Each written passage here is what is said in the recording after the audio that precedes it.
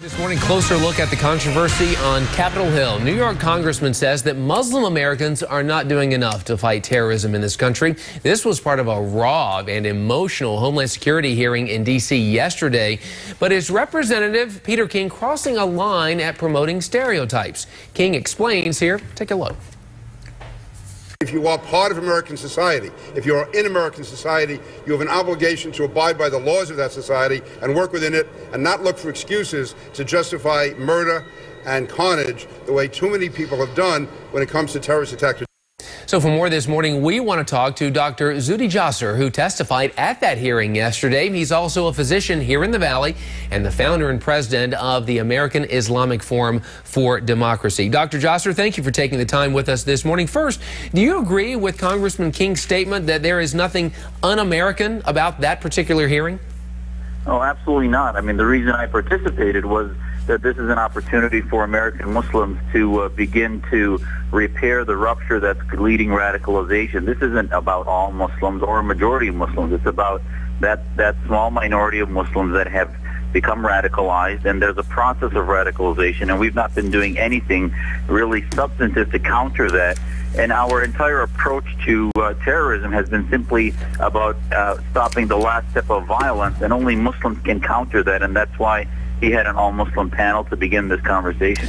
Do you think there's some level of hypocrisy here on Congressman King's part? Because he was a supporter of the Irish Republican Army back in the 80s, and that group, of course, linked to terrorist activity. You know, listen, I'm not going to get back to what any member or what he may have said 20 years ago. I'm a Muslim. I'm looking at reforming issues to get to the substance, and I think these types of conversations end up being distractions and continue to polarize our community and our country instead of dealing with the greatest problem to national security in the last however many years, homegrown terror. Now there have been over 220 arrests. 180 of them have been Muslims. So these questions of what he may have said 20 years ago, and I think it's the right thing to do. He may have not said things that I would agree with in the past, but the bottom line is that this was a great hearing, and I think it was a good start. So if this is a good start, going forward, what can be done right now and in the days and months to come to improve relations in the U.S. with the Muslim community? Well, I think that I think one of the best things we can do is, obviously, you can't fix this without engagement and positive relations with the Muslim communities. But also, we need to also recognize that they have a responsibility to counter. We have a responsibility to counter the ideology.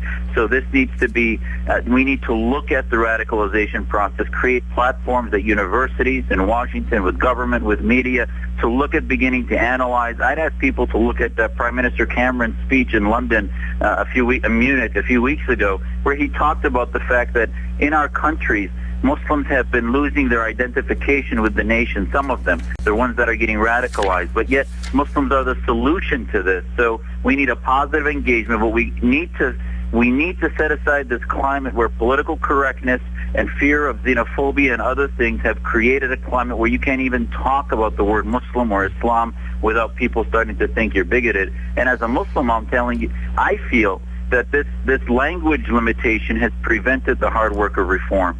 Dr. Jasser, we'll have to leave it there. Safe travels back to the Valley. Thanks for taking the time this morning. Thanks for having me. Appreciate it. Faye?